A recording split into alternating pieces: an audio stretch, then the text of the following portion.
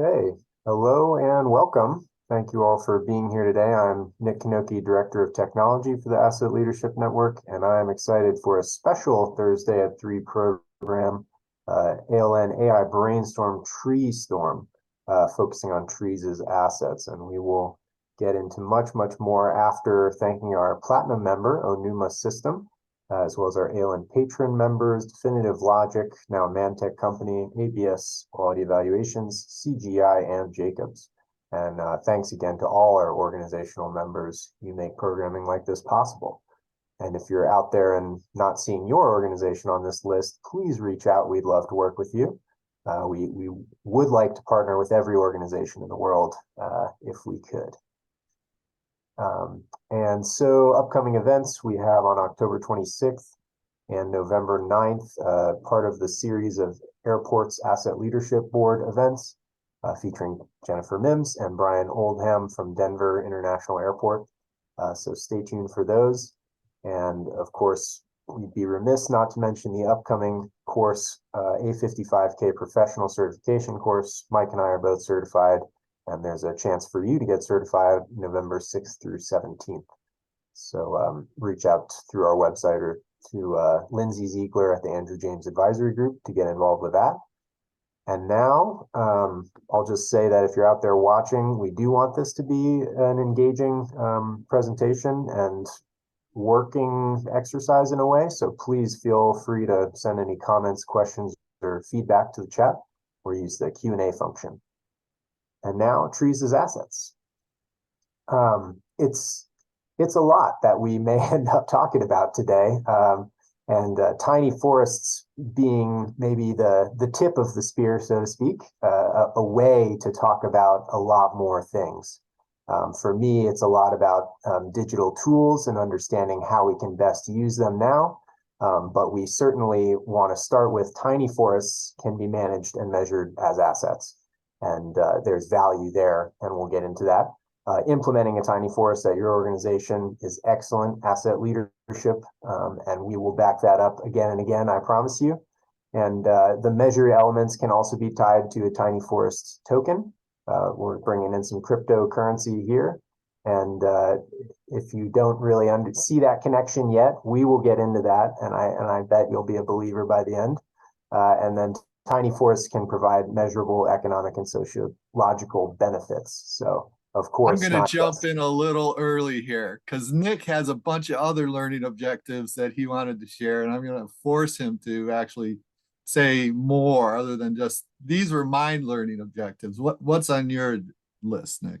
Yeah, so like I said at the beginning, I was going to talk about them, and then I was like, well, I might as well just say Mike's. But yeah, of course, one for me is, and you'll see why when Kimon comes in, understanding how modern tools and processes can improve asset management and leadership is a very exciting field for me because I do believe we've had a good understanding about asset management processes for a while, but now with modern tools, a lot of it can be automated or at least sped along to really aid decision makers and agility and all that good stuff. So I'm really excited about learning how to use the best tools of the time for the job. And that's really the heart of the matter. And that's what we're trying to do with these ALN AI brainstorms is inform leaders of what's even possible.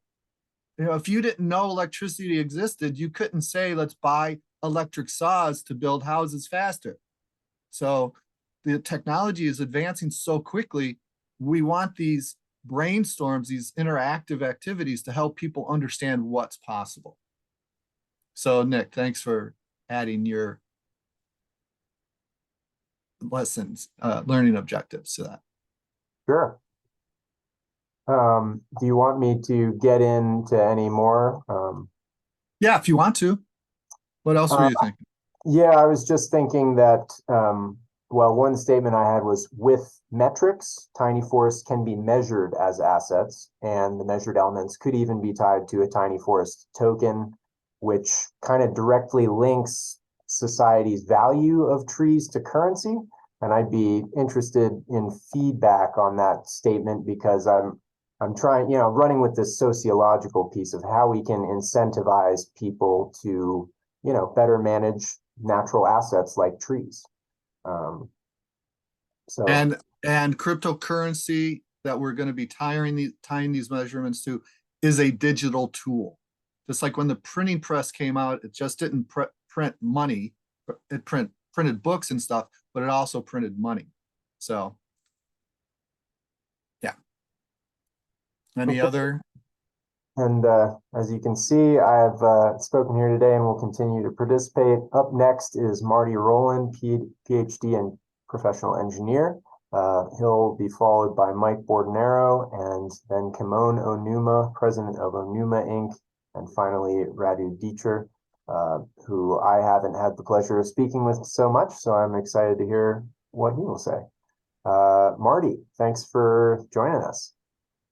Well, thank you. I appreciate the opportunity to say a few words for this this exciting project.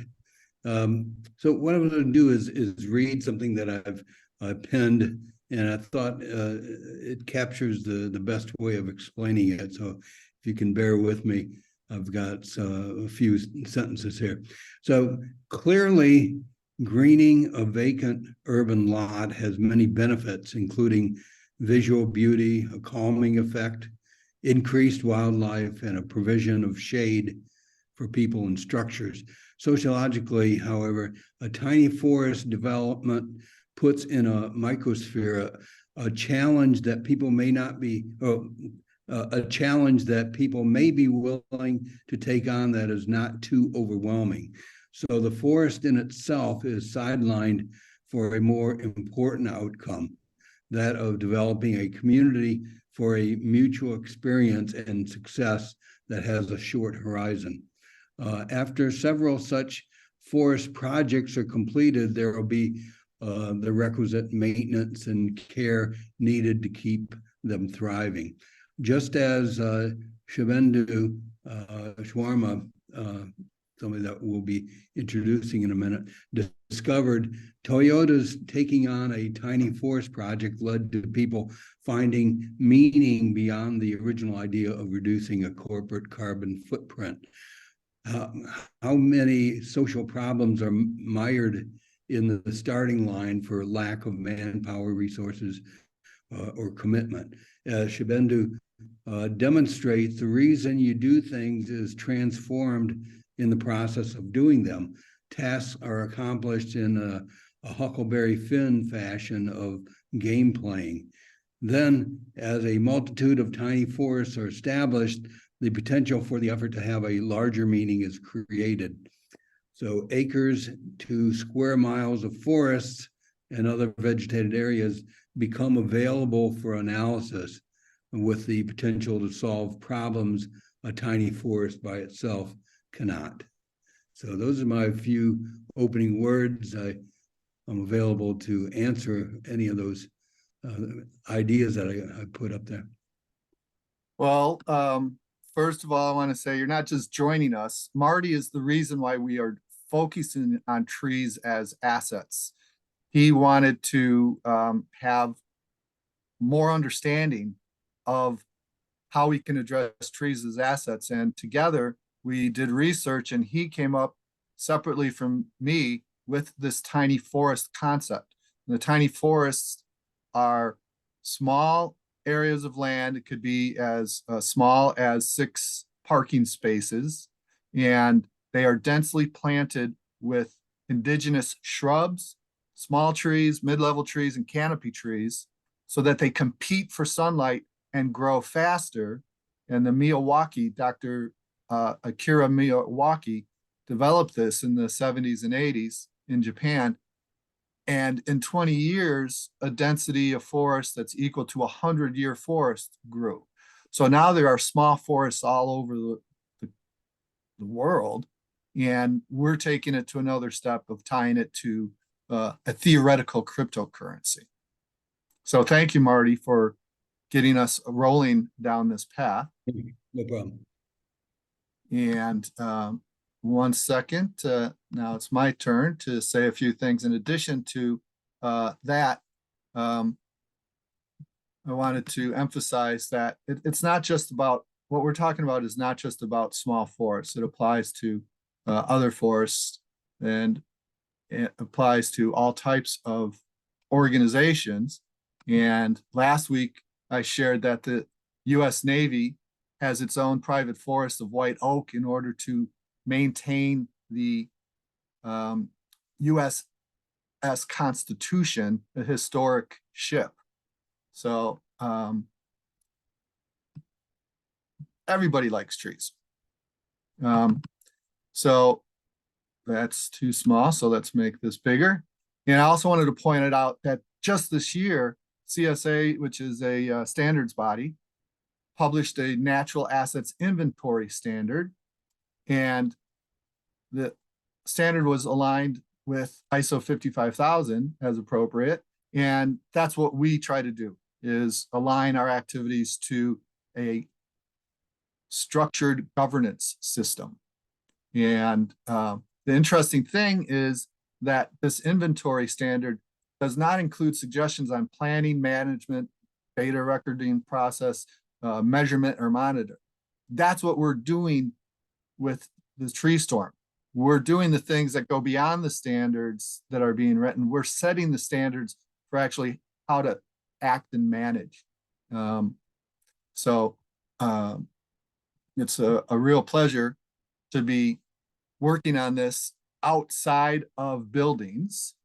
And Kimon Onuma has been so helpful helping us understand how to better improve the management of building assets, facility assets, and the assets in them and the assets around them, the trains, planes, and automobiles that come in and out of buildings. And part of what ISO 55000 did was tell leaders, you've got to break down the silos. Well, Kimon's approach to data does that. He doesn't care about categories. He just cares about information. So Kimon, can you join us and show us how Yes. to treat natural assets in the same way that you treat the man-made assets? Yes. In fact, natural assets have always been part of the discussions, and with a lot of the BIM storms that we worked through ALN as well, including this one in Tokyo. We had this placemaking in parks and rivers, and the buildings are obviously part of it. And then to kind of fast forward, there's been a whole series of webinars with ALN, and even a couple of days ago in Boston with space strategies with Cyril Verlet, who was also an ALN member, and on the NIBS digital twin subcommittee with me and Radu, we presented harvesting BIM to build informed environments. And at that session, we actually said, we're going to be doing a tree storm in a few days. So for us, a space and data, regardless of whether it's a building or outside of a building, is the same. It's basically information, and how do we make decisions about the built and the natural environment, because they obviously impact each other in huge ways.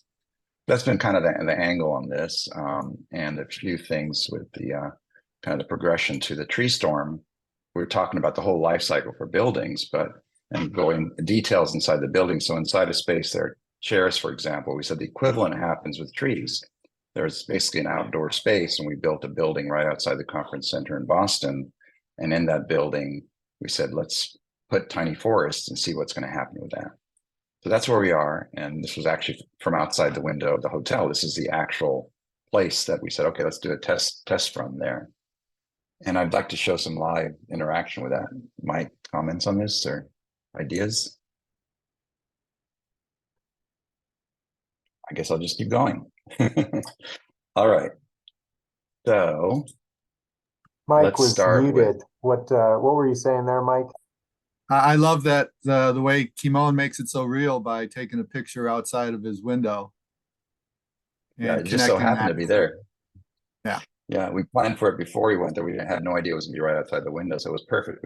While we were presenting, we were pointing to it and says, there's a tiny forest. Sometimes things line up. That's right. Yeah.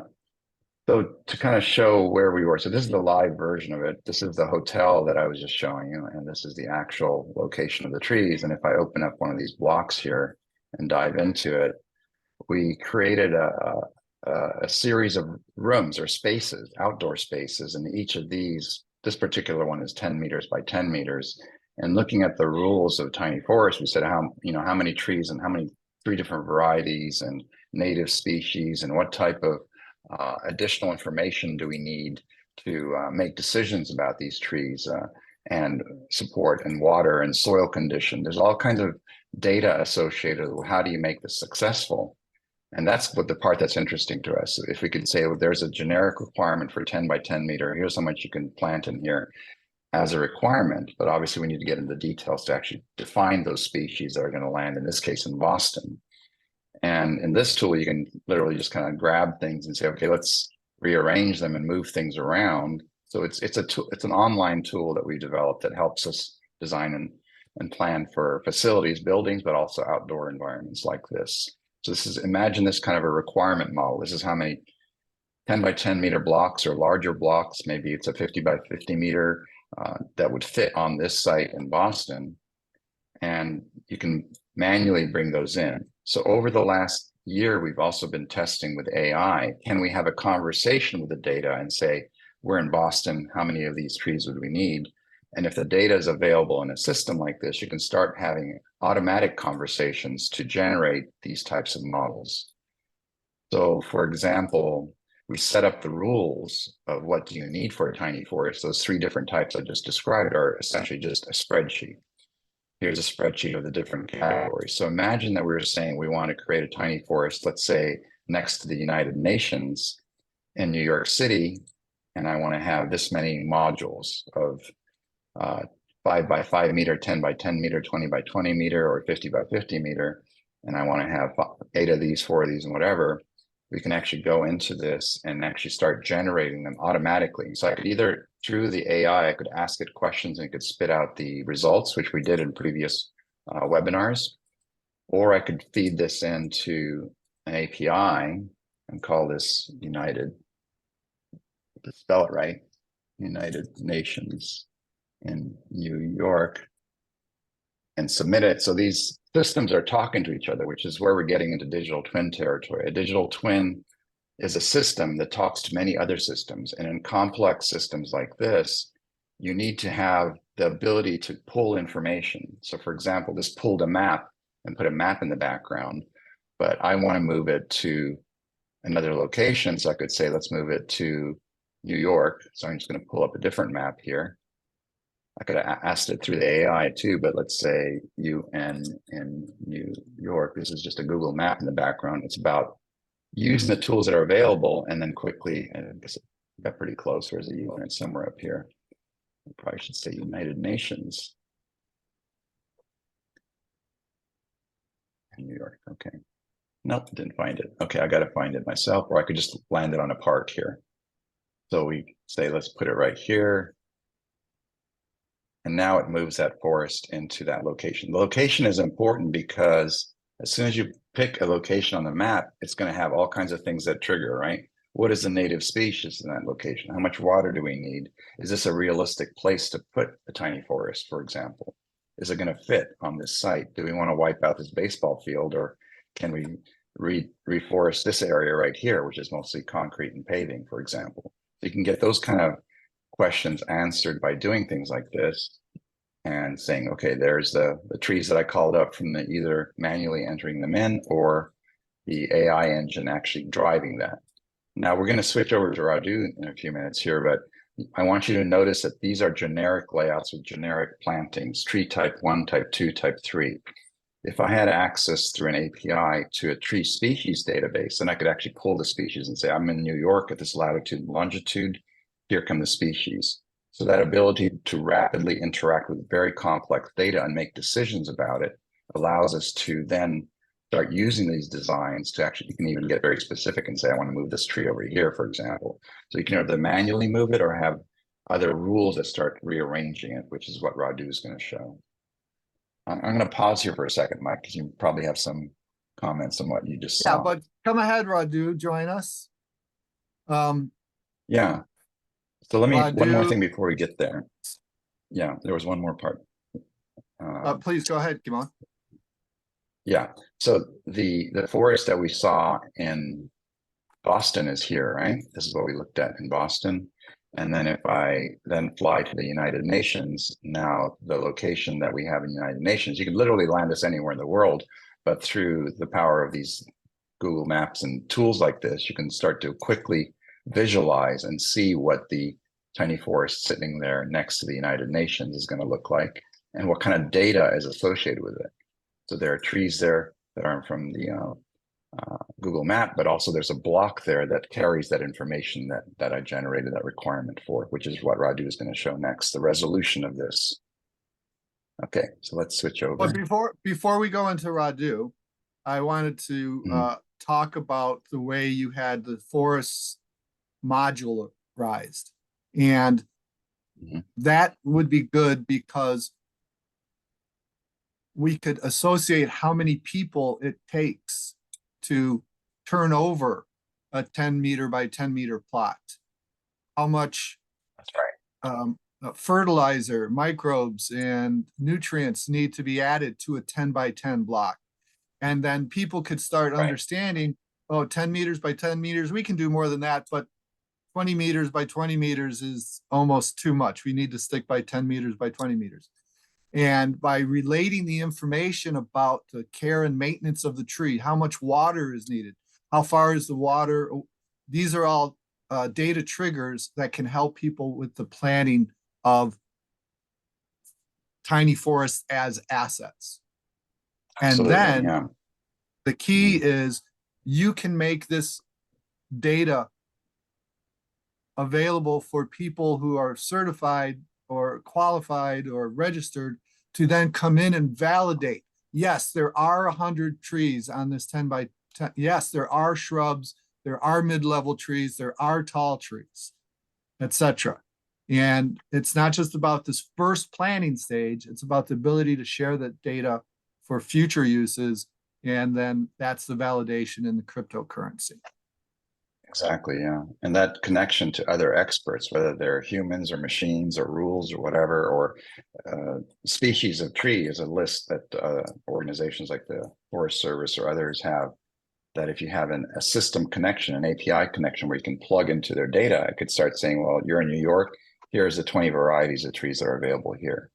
And the same thing with watering and everything. So it's similar to how we design a building. It's just a space. And the reason we picked the 10 by 10 cube as a starting point, 10 by 10 meter, is if you go 10 by 10 by 10, it's 100 10 by 10 squares, which is a hectare, right? So you can really scale this to anything you want, either a single garage or an entire park in the city, for example. And Mary Adams has a question that I kind of answered, but not, I didn't see the question first. Yes, there can be several layers of vegetation. The assets can be defined even to microbial levels, and we can have fauna assets. How many rabbits have been identified there? How many different species of birds? Because that contributes to the value. So thank you, Mary, for asking that question. And Kimon, if you can stop sharing, I'd like to show a slide about Radu before we have him start talking. And hi, Radu. Thanks for joining us. Hello, thank you for having me. Radu is working on a project in the National Institute of Building Sciences with Kimon and a bunch of other people on digital twins. And that's what this is digital twins of tiny forests. And very interestingly, in a few weeks, Radu will be presenting to.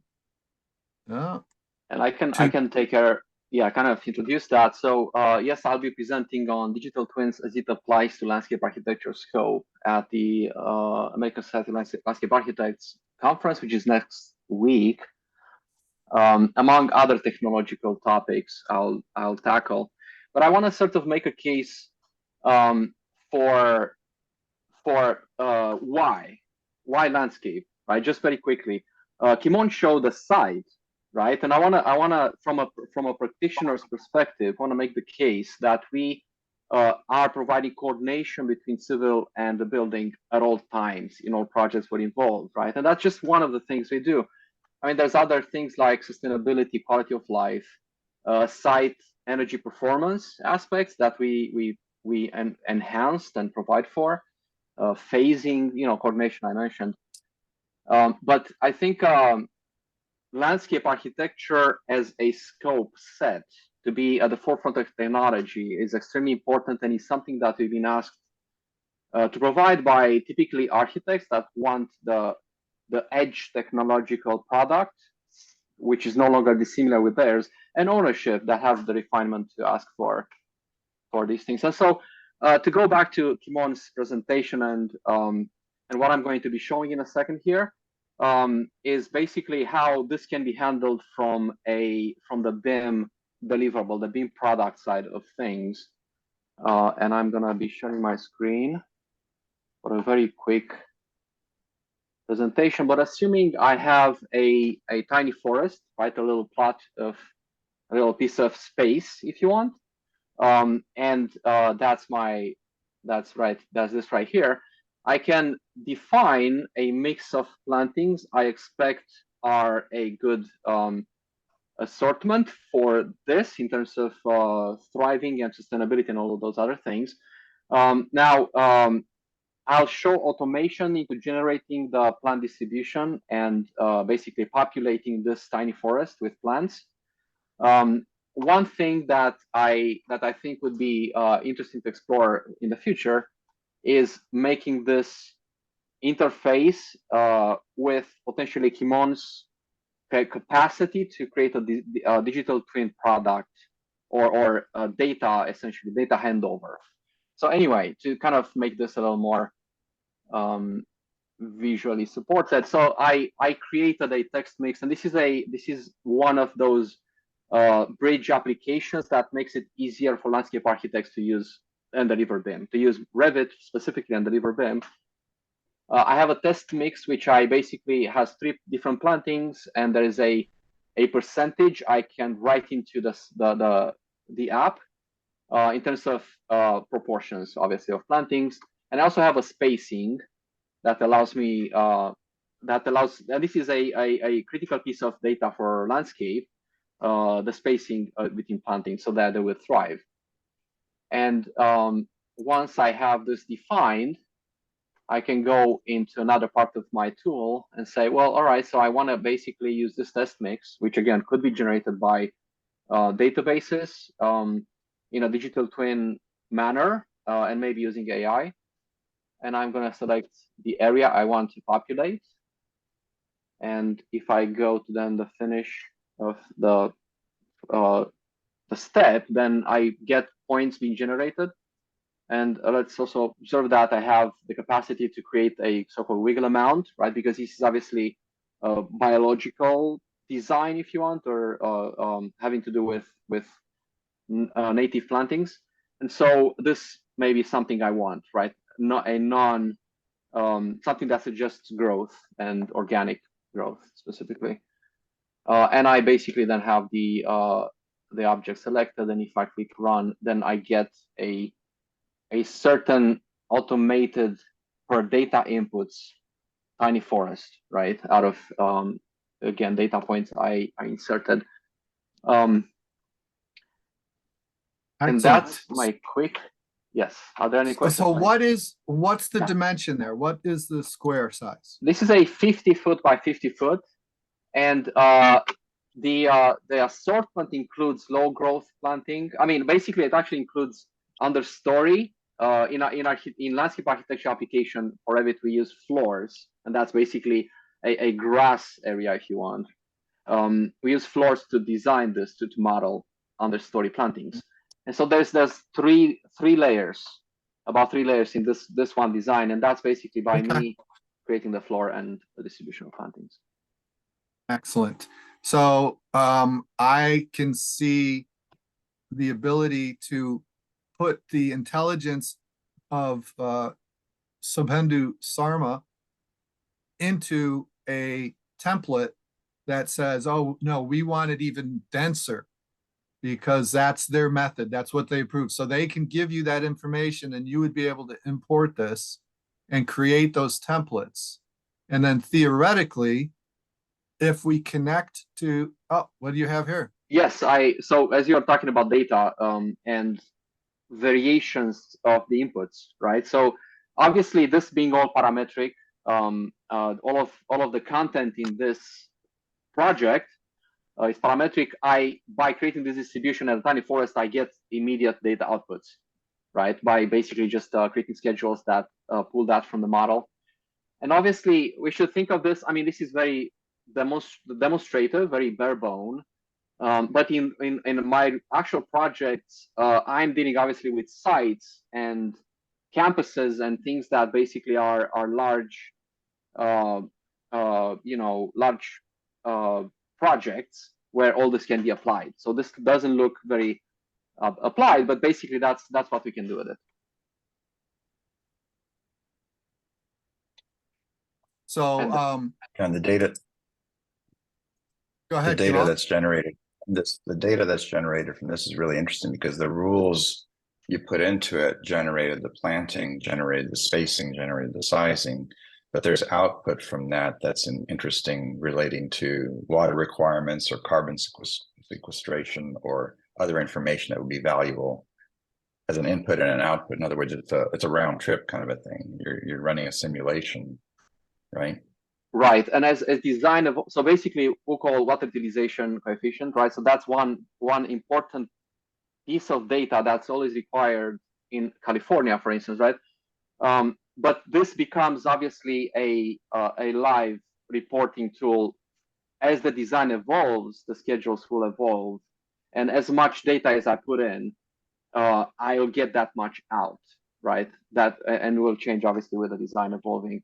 One of the questions I received in projects is, what is the data us as landscape architects contribute into the project, right? It's a critical piece of information, and this is part of it, right? I mean, there's much more that we do, but I think, and this is just the BIM. Now, if we go back to the digital twin, I want to make a few points regarding where I think specifically this type of topic, tiny forests, and therefore landscape architecture scope, where they apply very well to digital twin applications, right? So that where the feedback loop of the data being handed over back and forth becomes critical. And I think my main point is that because of our scope, because we deal with natural systems mostly, like landscape, fire, water, the monitoring of these entropy-prone, self-evolving systems provides high return, higher than potentially other scopes, other types of scope, for things like, invasives monitoring, or canopy and growth expansion, and other sort of a type of data for shading, visibility, building maintenance, site maintenance. Or things that we already do, at least partially, right? Irrigation systems that are actuated by moisture monitoring, sensors on site, visual monitoring systems, or weather data, right? So the other side of from a website or other data outputs capacity into the digital twin, or erosion. Yeah. One quick thing that might be useful right now is to kind of explain the digital twin a little bit, because there may be a lot of people that don't know the term. But since you and I are both in the committee, and Cyril's online too from the committee, digital twin is a simulation of the real world. That's one thing, right? So you can simulate what can happen, but you can also be directly connected to the actual trees. Let's say this is an actual forest that was planted already. You could have a version of that says, well, here are the trees that are on the site, and we're monitoring the growth or the moisture or whatever. And then so you can monitor what's happening in the real world, and you can also do simulations. What happens if we plant more, plant less, or take some of these out? What impact does it have before you actually do it? That's one of the things. And the other thing is digital twins are systems that talk to each other. So for example, this tiny forest could be talking to a digital twin of the weather system that says, well, here's the weather pattern. Next 5 years, there's going to be an increase in rain or decrease or whatever. That's kind of the opportunity with digital twins is to get really complex information and connect them to be able to make valuable decisions on your assets. Absolutely, and I think also with particular applications to these types of systems which are dynamic, which have difficult to anticipate evolution sometimes. I think AI also comes in handy through all this, right? I think using AI to generate prediction-based sort of asset management solutions, right, is very useful. Yeah.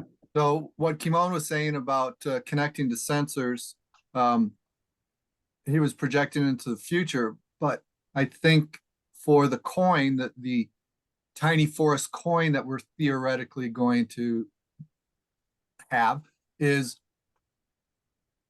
connecting to real-time data. It rained 1/2 inch in this area. And then other people could validate, yes, it did rain 1/2 inch. And if Radu doesn't have anything else to show about this right now, I want to bring up the cryptocurrency element, because it's the connection to the data that is the critical element. And Christine Coffey has agreed to become an ALN Senior Fellow for Cryptocurrency, and she's apologized for not being able to be here today, but she has provided some comments. But before I show you the comments, a little bit of introduction is that she has been CFO and COO of some of the world's most successful cryptocurrency projects. And she was the COO of the inaugural Voice of Blockchain conference in 2017, where Kimon and myself and James Salmon, a lawyer, joined us, and the CEO of the Voice of Blockchain, and showed how a currency could be made for a building project and to help monitor the schedule, the placement, the fulfillment of the contract in a way that could increase trust, accelerate the schedule, and then allow for the owner and the building team to split any savings that occurred because of their connectedness. So Kimon and I have been looking at this for a long time. Actually, we even did a small NFT project, a non-fungible token project that Christine was involved in. And we were going to explore how to do an NFT for a photographer. And at our first meeting, Christine had an NFT created, and it was already out there and gaining value. So she's quite the dynamo in the cryptocurrency world. And while we're creating, we're talking about creating a tiny forest token, so that's not the mission. The mission is creating fair and equitable value for everyone, and to get an economic reward out of the tiny forests. And that's the innovation. That's a leadership activity that we're taking. Might seem a little crazy to some people, but that's what happens when you're a leader sometimes. So from minting a non-fungible token to tokenizing participation, giving value to people who validate what's going on, there are tools and processes that will streamline the whole tiny forest project that we're talking about. And this was interesting. In the same way that trees grow roots and send messages to each other, we can use blockchain and cryptocurrency tools and processes to communicate with each other to ensure the success of a project like this. So that's very interesting to have that connection into the crypto world. And this is a lot to read. I'll let you guys go through this. But basically, the value of the coin can be tied to the growth or shrinking of the tiny forests. And we know that this isn't going to replace all the forests that burnt down in Canada. But what we want to do is show that there are ways of creating value and accelerating tree growth. Smart contracts will be part of any type of tokenization of any activity. And Christine is saying that there is definitely interest in this type of activity in the crypto world. The crypto world is very much dedicated to improving society and economic outcomes. Despite the fact that there are failures, there are successes that are occurring, and people hear more about the failures because if it bleeds, it leads. That's what humanity is interested in. But there are successes, and Christine is part of those successes, and we're very happy that she has agreed to participate and contribute to the article that will be published in the American Journal of Economics and Sociology. So we want anybody who's interested in this to feel free to work with us and reach out to us in order to contribute to that article. And now I am trying to promote Cyril to panelist. Nick, if you can, that would be good. I believe I just did, yes. Okay. In the meantime, Kimon,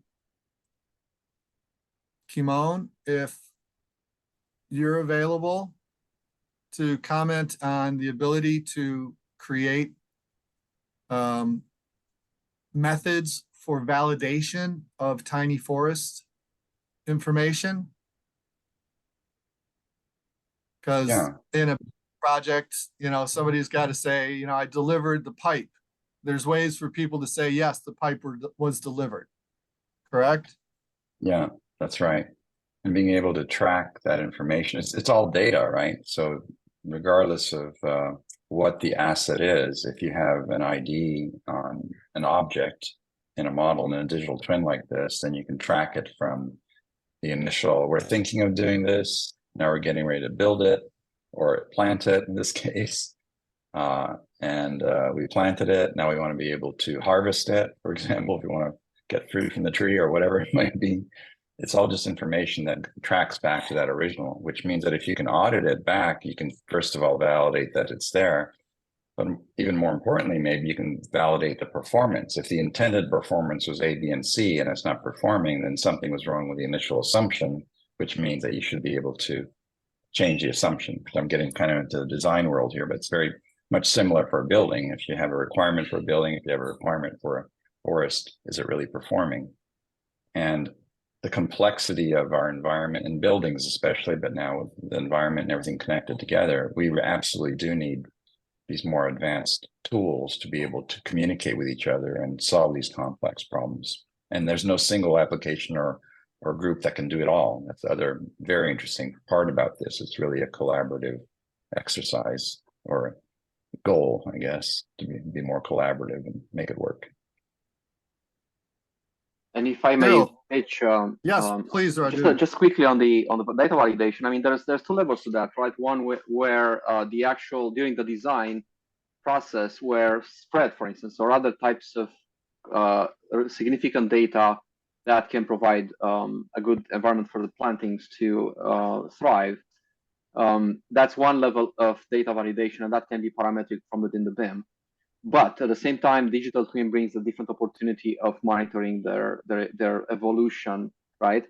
And maintenance is a high is a critical aspect where we find many times that's being very challenging, landscape architects. And I think the digital twin provides an opportunity to monitor that much better, right? So sometimes, I mean, obviously this is typically a very static process where there's maintenance information and guidelines being included in project manual and so on. But the digital twin then can provide data on success and crisis and sort of situations that need to be where this needs to be reassessed, right? And the success of the project, I think, depends on that to a large extent. Thank you, Radu. And Cyril, before we get to you, thank you for joining us, and other people who are interested in talking please let us know. We can promote you to panelists. But Christine McHugh had a question about tiny forests being able to create rain garden footprints in urban areas tied to sidewalk stormwater management practices.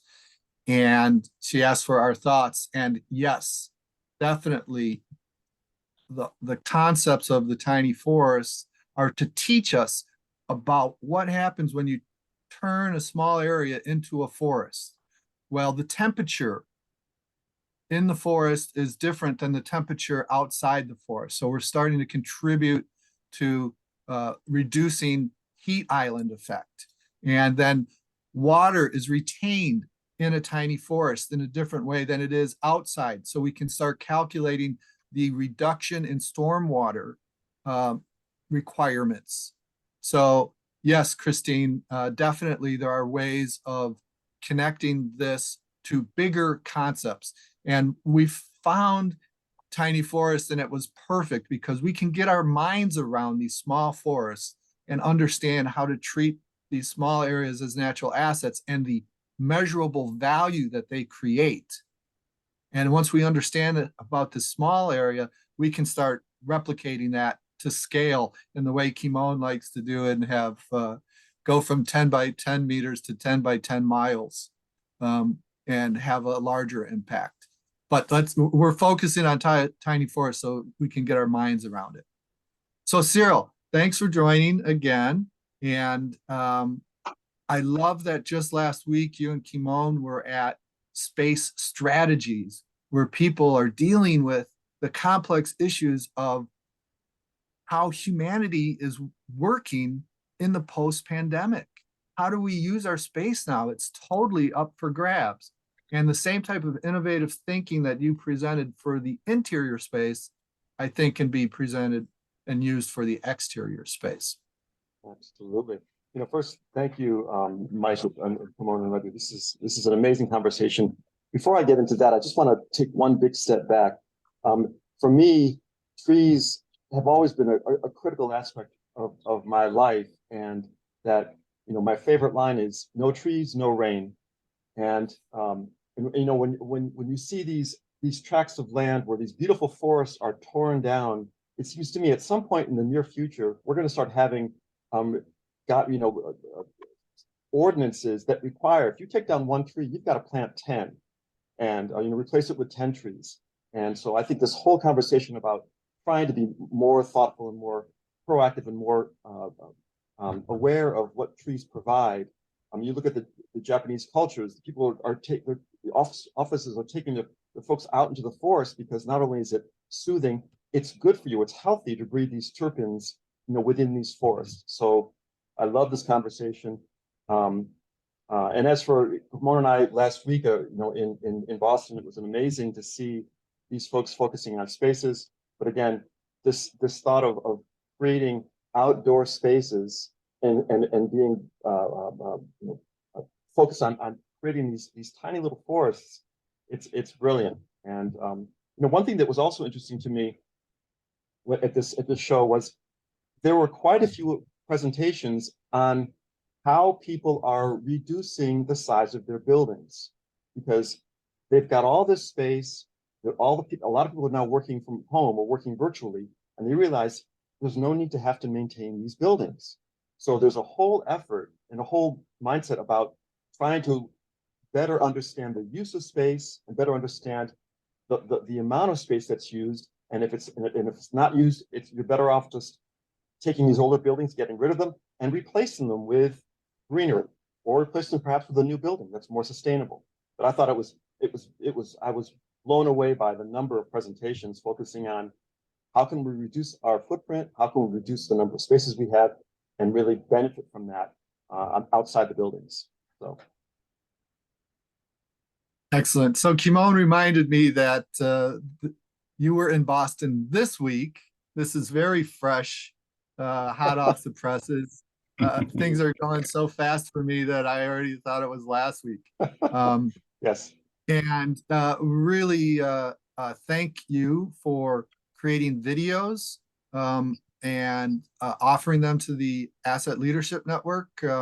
We're going to do some work with them. Interestingly,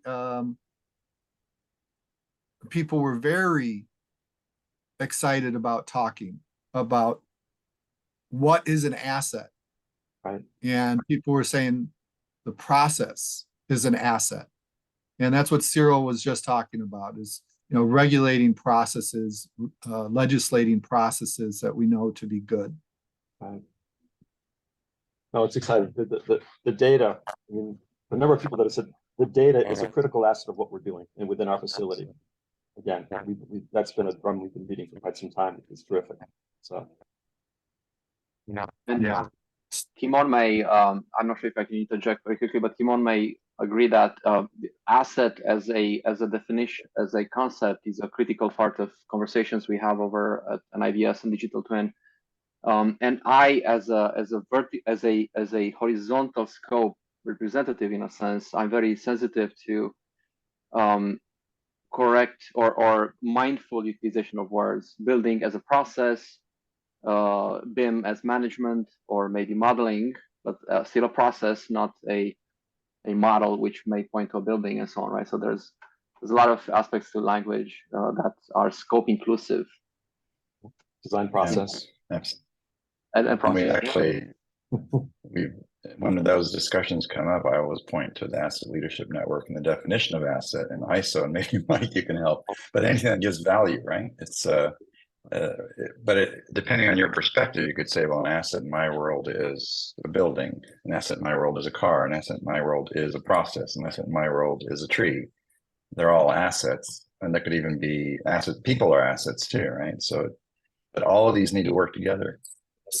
Oh, I can't hear you, Mike. No, this is a really important issue, and I didn't want to bring it up because in the videos, Hey, Mike, people are saying you? people are assets. It sounds kind of weird. Are you hearing that, Kimon? Yeah, it's kind of Yes, I can hear it. garbled. You can hear it. Garbled. Yeah. Yes. So Nick, will you talk about people as assets? Yeah, so we've had a few people on the program over the years that have talked about this, and I think the easiest thing that stands out to me is, you know, people aren't owned. You know, people may work for you. You know, people are providing a service for things you are, you know, compensation.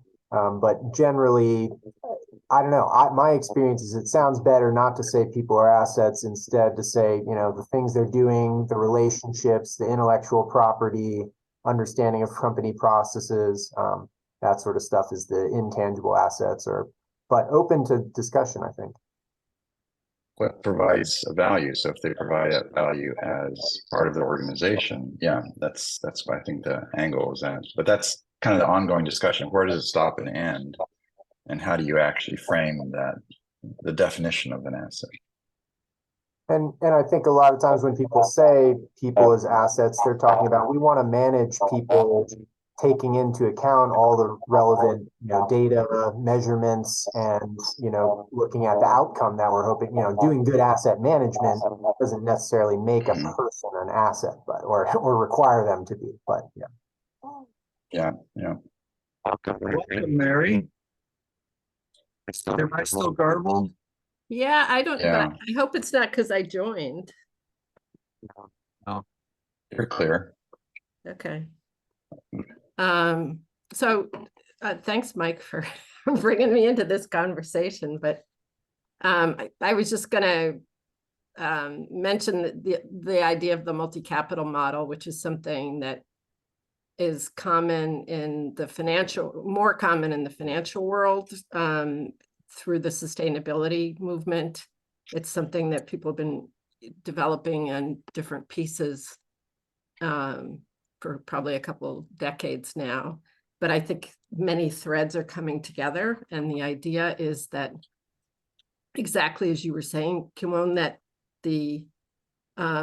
there are many types of assets that create value for an organization.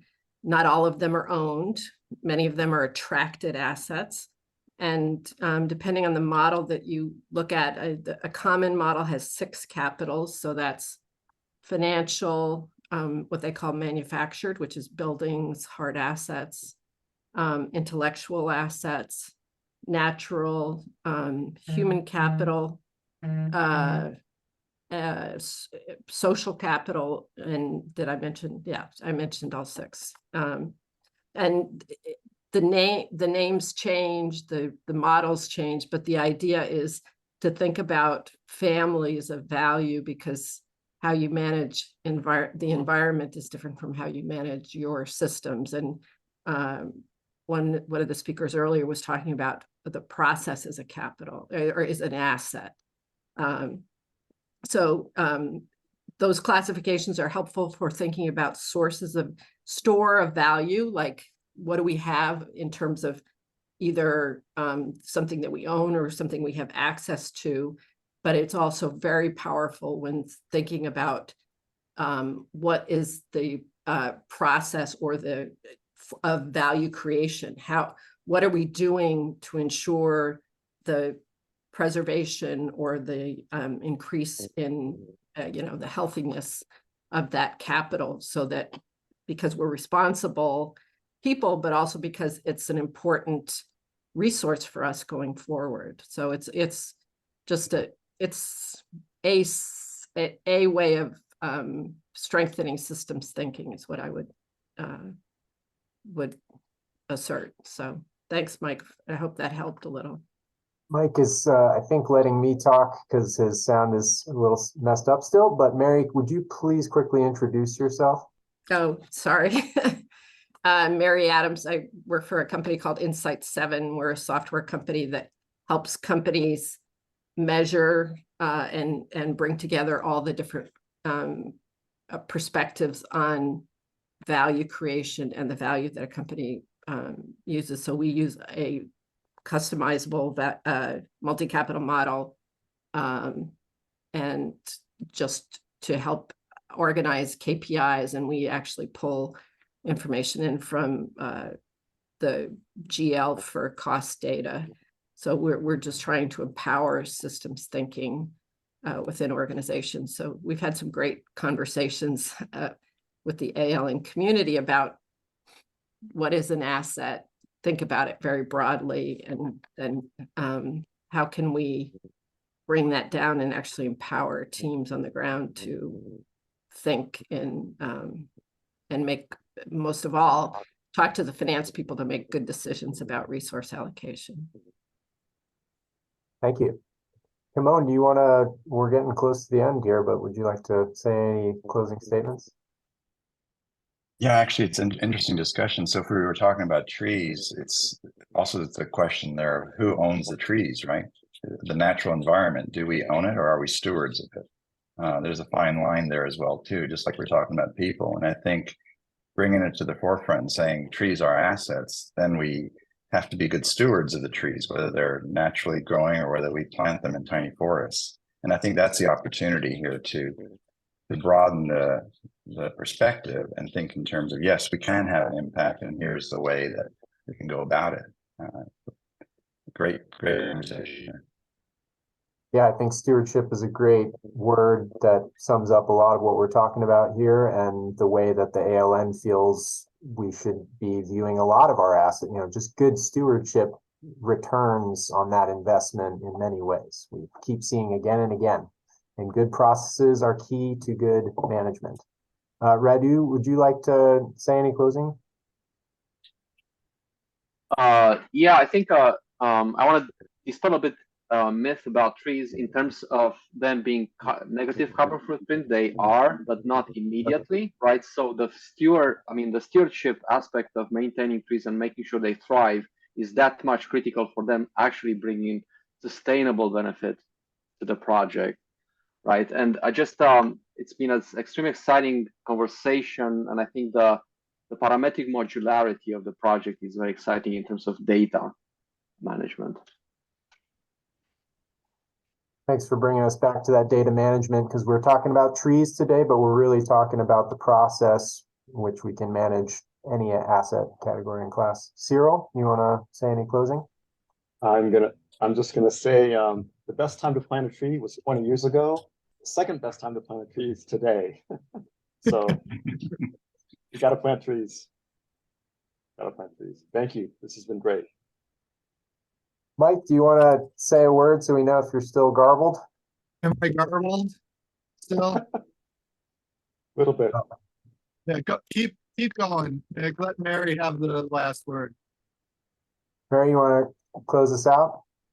Well, that's not fair because this has been amazing and I just jumped in at the end. But I think I would say what fascinates me is the interconnectedness of all this. And there were some comments about the roots being connected and the work that we all do is connected. And the work of folks like you who are helping, like turbocharge those connections and see them. It's wonderful to see. So thank you. Thank you, Mary, and thanks to all our speakers today. And thank you to our patron member Onuma system, or our platinum member Onuma system, and our patron members Definitive Logic, ABS Quality Evaluations, CGI, and Jacobs, and all our organizational members, because we couldn't do this without your support and active participation. We rely on our organizational members to keep bringing good conversations to the table and joining in the conversation themselves. So thank you for everyone's participation here. And we have upcoming events, October 26th with Jennifer Mims from Jacobs, Airport Asset Leadership Board kind of opening program, and then a follow-up program on November 9th with Denver International Airport Asset Manager, Brian Oldham. Maybe we can have tiny forests at every airport. Mike, if you didn't hear that, Mike suggests tiny forests at every airport. Sounds like Amelia is in support of that. I'm sure we could make a good case for why they would be especially needed there. And then, yeah, one more plug for the A55K course upcoming. And Mike and I, again, are both A55K certified and can attest to it helping expand your knowledge and bring it a little more into practice what you know about ISO 55000, the asset management standard. So thank you all again, making this a great ALN AI brainstorm Treestorm. And I look forward to carrying on the conversation however it evolves from here. So please send any emails or comments or questions. We'd love to keep talking about this. Kimon, thanks again for your work on this. And everyone, see you next time. Thanks, Mike.